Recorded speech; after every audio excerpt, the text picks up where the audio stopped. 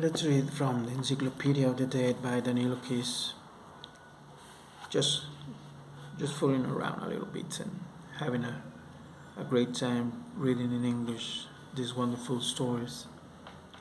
One, oh, this this story is called Simon Magus.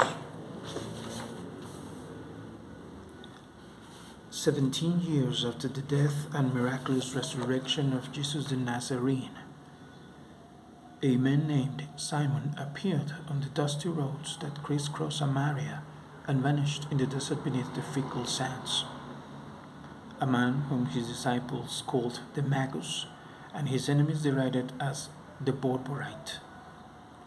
Some claimed he had come from a miserable Samarian village named Gita. Others that he was from Syria or Anatolia. It cannot be denied that he himself contributed to the confusion, answering the most innocent questions about his origins with a wave of the hand broad enough to take in both the neighboring hamlet and half the horizon. He was brawny and of medium height, and his black curly hair had begun to thin at the top. His beard, also curly and unkempt, was flecked with grey. He had a hooked, bony nose and a ship-like profile. One of his eyes was larger than the other, giving his face a somewhat sarcastic expression.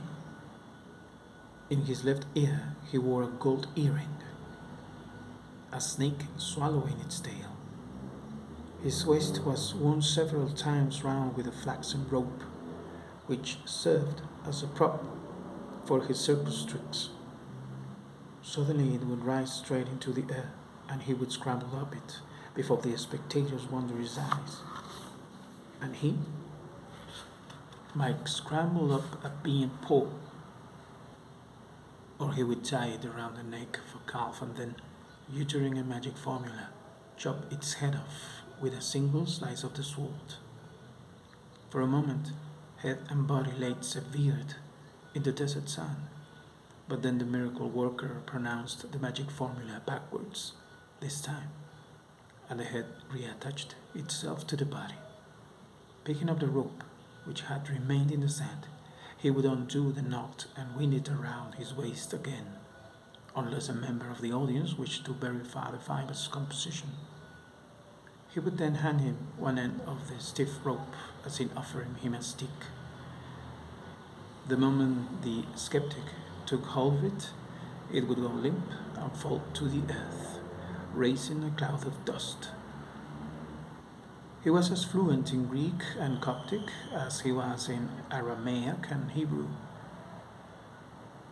and knew various local dialects, though his enemies claimed he spoke each of the languages with a strong accent. Simon paid scant heed to such rumors and even gave the impression of encouraging them. He was said to be quick-witted and an excellent orator, especially when addressing disciples and followers or the crowds that flocked to hear him. Then his eyes would shine like stars, said one of his disciples.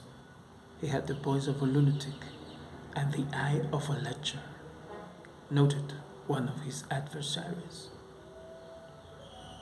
Along the tender roads leading from east to west and west to east, Simon Magus crossed paths with a great many preachers, the disciples of John and Paul, and John and Paul themselves were then engaged in spreading the word of Jesus the Nazarene, whose memory was still alive in Palestine, Judea, and Samaria. And Simon frequently discovered their sandal tracks at the entrance to some village. The village would be strongly peaceful at the time of the day. They only noticed the barking of a dog or the resonant bleating of a sheep. Then, itself very much like braying, came the distant sound of male voices, resounding and clear, though as yet not quite intelligible.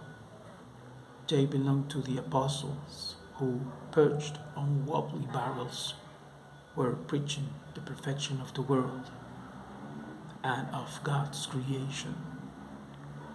Simon would hide in the shade of a hovel, waiting for them to depart, and enter the village before the people had completely dispersed. To be continued.